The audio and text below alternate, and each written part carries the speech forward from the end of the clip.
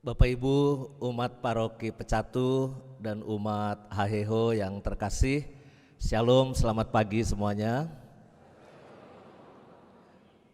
Romo paroki Anda, Romo Alfon, mulai dengan janji yang bombastis. Siapapun yang ekaristi di paroki ini akan masuk surga. Silakan Romo Alfon duluan. Kalau kita belakangan aja ya. Ada beberapa poin yang mungkin bisa kita renungkan terkait bacaan-bacaan kitab suci hari ini. Yang pertama, Allah kita itu adalah Allah yang pencemburu. Jangan ada Allah lain di antara kita. Mungkin kalau Tuhan Allah bisa nyanyi, maka lagunya adalah tak akan ada Allah yang lain, pastikan cintaku hanya untukmu. Mungkin kalau Tuhan Allah bisa nyanyi begitu. Jangan ada patung, tapi di Bali banyak patung. Di gereja Katolik banyak patung, tapi catatannya adalah jangan menyembah itu. Jangan menyembah itu. Ya.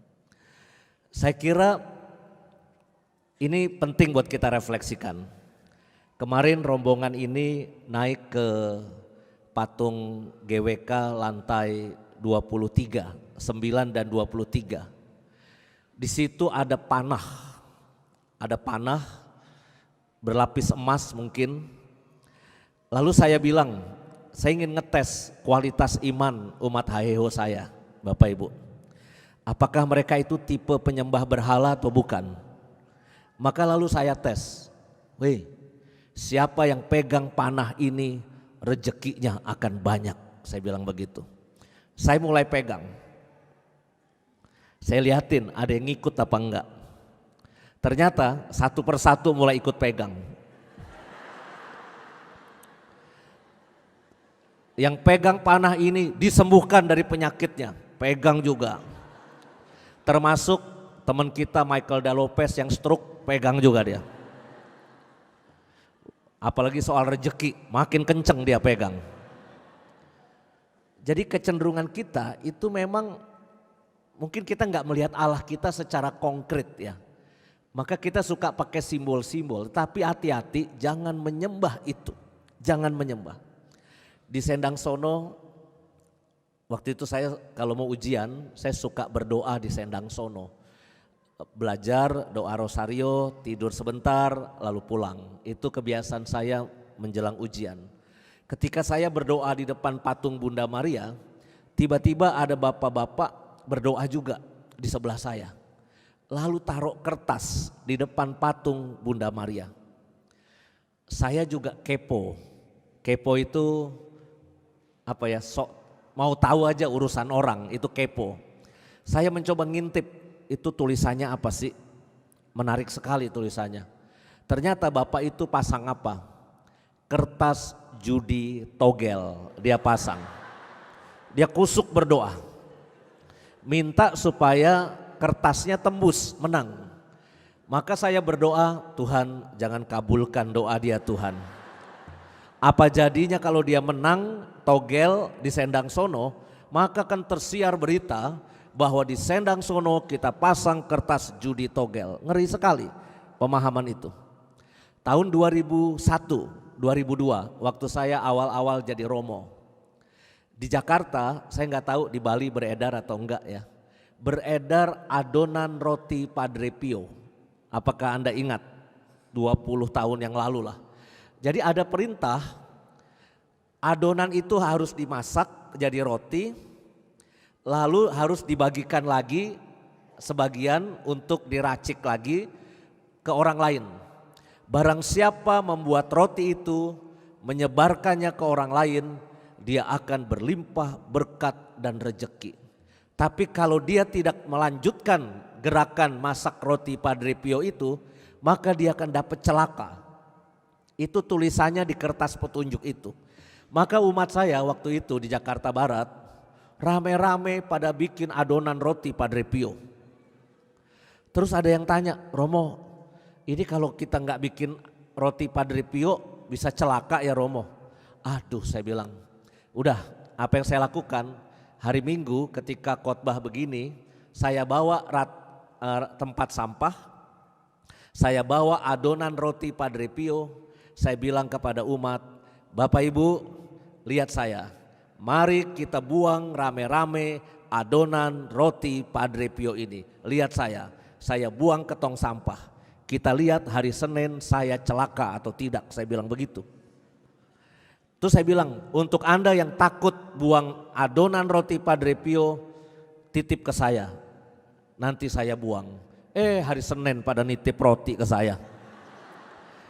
Jadi buang sialnya ke saya gitu.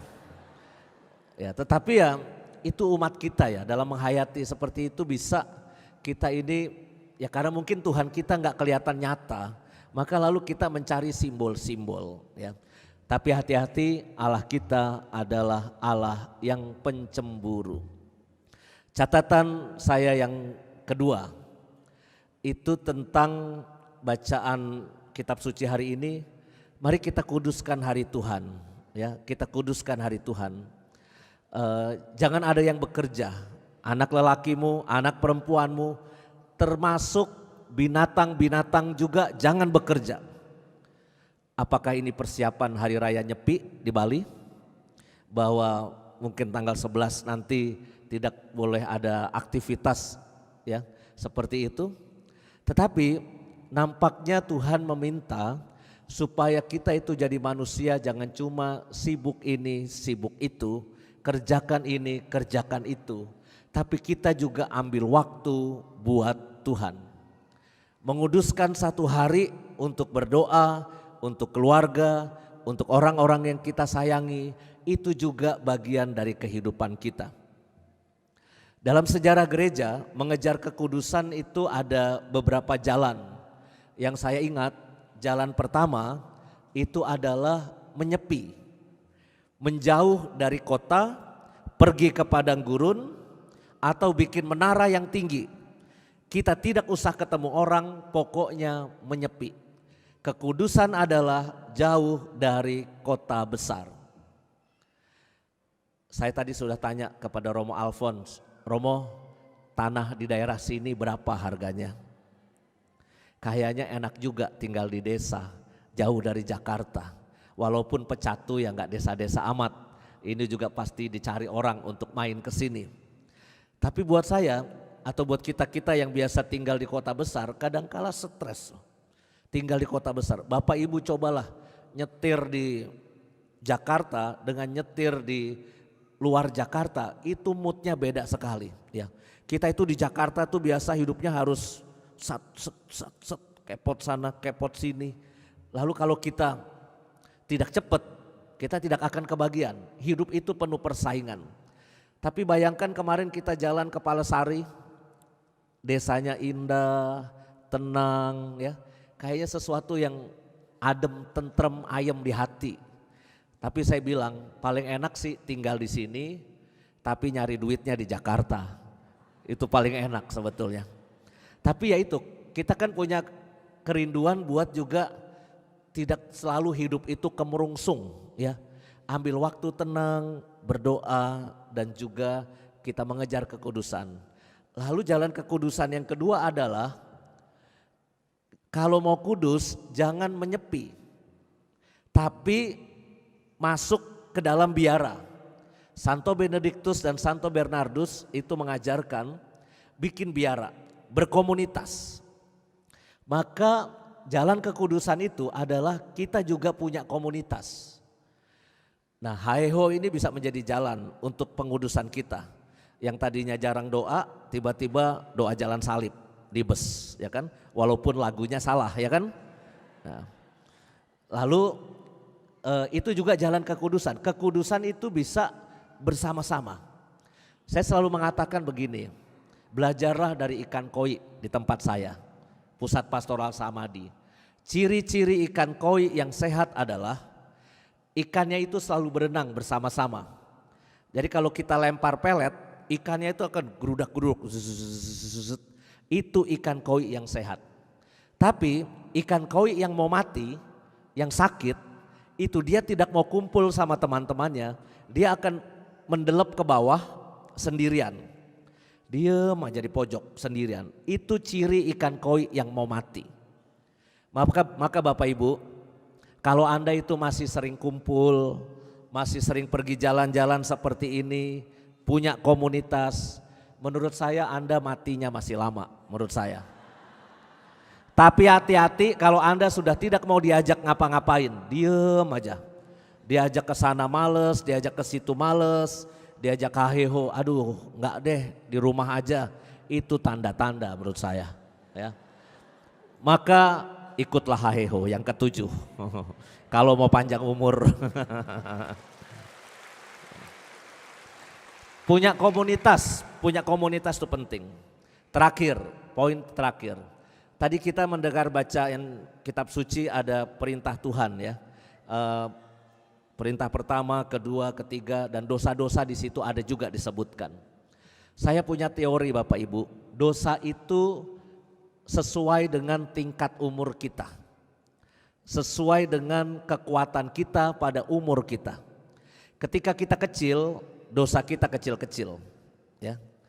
Kalau saya dengerin pengakuan dosa anak SD, anak kecil, saya cenderung ngantuk dan bosen. Karena dosanya anak SD semua sama ya. Tapi kalau saya mulai dengerin pengakuan dosa anak remaja, anak muda dan anak kuliahan, itu saya harus pasang kuping terang-terang. Karena di situ mulai muncul dosa yang aneh-aneh. Romo, ini anak remaja ngaku dosa. Romo, dosa saya adalah melanggar 10 perintah Allah, Romo. Mungkin dia malu untuk ngomong suatu jenis dosa ya. Maka dia tutupin dengan kata dosa saya adalah melanggar 10 perintah Allah. Langsung saya kejar sesuai bacaan kitab suci hari ini. Oh berarti kamu mencuri, membunuh, berzina, mengingini istri orang dan sebagainya. Oh enggak Romo, yang itu belum katanya. Umurnya belum. Tapi nanti puncak-puncaknya berbuat dosa apa? Ketika kita pegang uang sendiri. Ketika Anda menghasilkan uang sendiri, di titik itulah dosa mulai ngikutin kita. Kalau dosa, ini lagi teori lagi. Kalau dompet kita tipis, biasanya dosanya juga tipis-tipis. Tapi kalau suami Anda dompetnya tebel, nah itu juga biasanya dosa ngikutin dompet yang tebel itu. Contoh, kalau suami Anda dompetnya dikit isinya, maka cuma pijet refleksi. Yang 1 jam 90.000 ya. Tapi kalau suami Anda duitnya banyak, pijetnya ke kampungnya Romo Hariliong, Mangga Besar. Pijet plus ya, mahal ya. Tanya sama Romo Hariliong harganya berapa. Ya. Soalnya dia bandarnya ya. Tapi nanti kalau sudah lansia, turun umurnya ya, usianya bertambah, kekuatan fisik mulai lemah, itu dosanya turun lagi. 3 besar dosa lansia. 1, ngomelin cucu. 2, marahin pembantu. 3, berantem sama mantu. Nah itu. Itu 3 besar dosa lansia. Ya. Nggak bakalan punya dosa yang aneh-aneh. Ya. Maka Bapak Ibu, syukurlah kalau Anda sudah sempat tua sekarang. Ya. Artinya sudah lewat masa-masa kegelapan. Ya. Sudah sempat bertobat. Kenapa yang ikut ziarah kayak gini peserta saya itu kebanyakan 60 tahun ke atas. Karena mereka sudah mulai mengingat gak lama lagi take off ke surga. Maka harus mengejar yang rohani-rohani. Kalau yang masih muda-muda itu kan masih materialistik. Mengejar kenikmatan, mengejar uang, mengejar banyak hal. Sehingga untuk diajak ziarah itu susah. Maka syukur masih ada yang muda-muda di sini. Ya mungkin Anda salah bergaul juga ya. Sama opa-oma yang sudah take off ke surga. Tapi mungkin punya niat suci nemenin mamanya, nemenin papanya. Itu saya kira jalan kesucian juga. Maka mari kita syukuri perjalanan hidup kita, nikmati itu, bahagia, sehat, dan juga mengejar kekudusan. Tuhan memberkati kita semua. Amin.